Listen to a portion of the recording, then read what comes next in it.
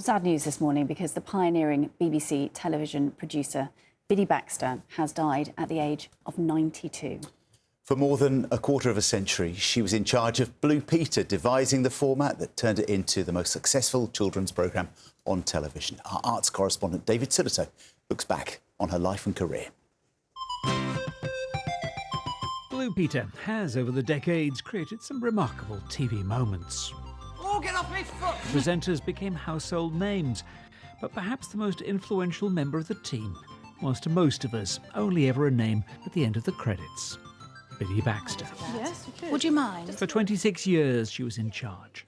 She joined the BBC in 1955 and in 1962 took a struggling children's programme and turned it into a TV landmark.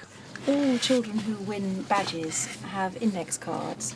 Everything from Blue Peter badges and the card indexing of every child who wrote in. And we've done it! To the look and feel of the show was down to her vision of a friendly, informal magazine show for children. And if you're feeling really ambitious... She was determined there would be no autocue. Presenters had to memorise her handwritten scripts to allow movement in the studio and make the show feel lively and spontaneous.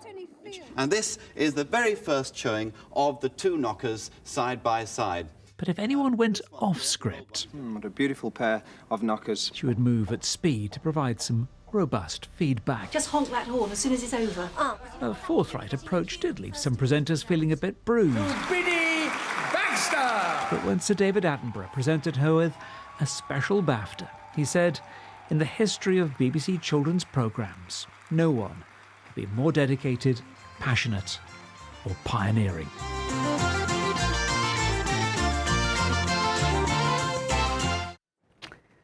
Oh, that's the news this morning that Biddy Baxter has died at the age of 92. And I mean, what a legend of children's television. That programme of it. But when I was growing up, it was all about Blue Peter. It really was. It really was, isn't it? And just that name at the end of every episode, editor, Biddy Baxter, you'd see it on the telly, wouldn't you? Yeah. I remember, did you write in?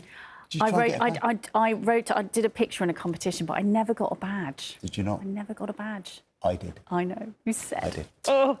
But it was fascinating. You'd write in a letter, or I think I sent in an idea for the programme, and literally you'd get a person, like she'd sign the letter back to you. Incredible, and that piece there with the archiving system, yeah. Incredible. I think they took that. I guess it was the way of interacting with the audience that today is all done through social media, and you know she was absolutely ahead of her time, wasn't she? She really was, and she was in control of that programme. Yes. Presenters talked about living in fear of hearing her heels going down the steps into the studio to brief them in between items. Biddy Baxter, I didn't realise her name was Joan Baxter. No. Biddy was short for Joan. No. Headed the programme 1962 to 1988. Incredible. Now, we've been reporting some sad news this morning that the pioneering BBC television producer Biddy Baxter has died at the age of 92. For more than 20 years, she was in charge of Blue Peter, devising the format that turned it into the most successful children's programme on television. Let's speak now to someone who knew Biddy well. We're joined by the former Blue Peter presenter, Peter Duncan. Morning to you, Peter. A sad morning to anyone that knew Blue Peter. Biddy Baxter's name was almost as well known as the presenters. I absolutely agree. She was a true force of nature, and once she, for any presenter, once she wanted you to be part of her programme, you almost didn't have a choice, really. And yeah, it's very sad to wake up to that news this morning. She was, for me, she was a wonderful, inspiring person, and not just for her presenters, but for what she got onto BBC television and the kind of things she projected about young people. She was a true enthusiast and a supporter of young people. It sounds like she was truly at the helm of that Blue Peter ship. I mean, it was very much her show, wasn't it? What was she like to work with and for? Well, to work with her was interesting because, you know, it's like working in live TV in a big studio, and you get the script the night before, and, you know, she expected a lot of her presenters, and you if you didn't come up to, you know, what her standards really, you know, you'd at the end of the programme, if you messed up, you'd hear her heels clicking as she come down the stairs from the studio, and you'd get a right old telling off, and it's not that you intended to get it wrong, but you just, you were doing your best, usually. But I loved, for me, I loved working with that kind of energy and that kind of expectation, really. And she was truly a one-off within the BBC, I think, that if something upset her, she would trail off to see the DG and tell him what she thought, really. So we need people like that now more than ever. And particularly as someone who, for young people, has created something special. And even people I meet now, the programme doesn't have quite the same influence that it had because of the proliferation of other programmes and everything else that goes on. But in those days, it was a force. You come home from school and there would be Blue Peter, Biddy Baxter's Blue Peter, and full of great stuff that she'd chosen to be in the programme.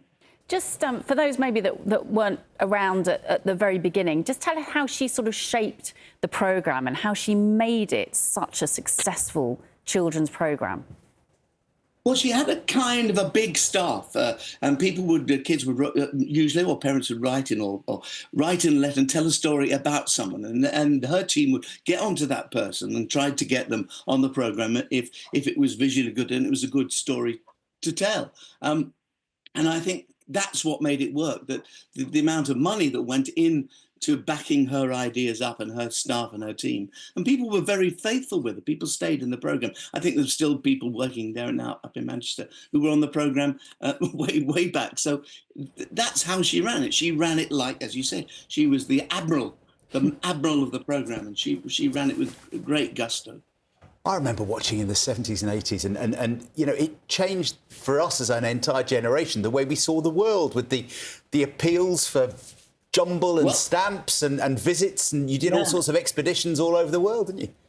Yeah, I think the appeals and the is about the sense of that one of the best things in life is that you can do endeavours for other people and other charities and organisations, and you contribute to that, and also to get to see the world, because it was unusual for presenters to travel and do expeditions, as they say. You couldn't call them holidays because you get really told off if you said that. But the expeditions were going. My first trip was to China, and I couldn't believe I was in this country being filmed fighting sumo wrestlers. It was such a thrill to be part of that. And then it's all obviously edited and put into a programme, and there it all is. And she chose everything that happened in that programme pretty much, and she listened to people as well.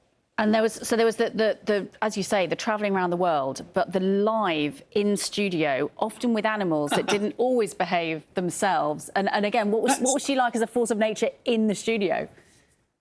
Well, a bit scary. If you can imagine, you turn up in the morning, you have got most of the information at the night before. You turn up in the morning and you practice, rehearse. You might do a live recording in the garden initially, and she was on it then, telling you not to mess about if you weren't quite up to speed. And then you'd get there at 5, and then you'd do a run-through, as you know, on TV, of the whole programme in a big studio. It could be animals, it could be, hundreds of people in the studio. It could be so many different things.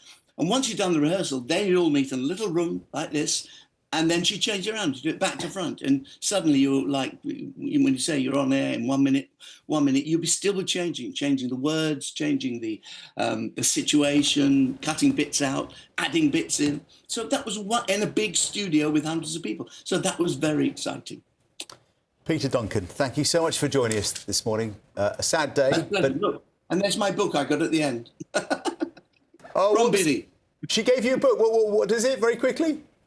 Well, it's just a book. It's just a book. Like I was on the programme twice, but at the end of my first year, I just got this book of all kinds of pictures of things to do. Then me and Elton John. See, I got to sing to Elton on Blue Peter. Things that happened to you. Thank you, Biddy. Oh, thank you, Biddy. That's lovely. From all of us. Thanking you, Peter Duncan. Remembering nice to meet you. Blue Peter's Biddy Baxter. Oh.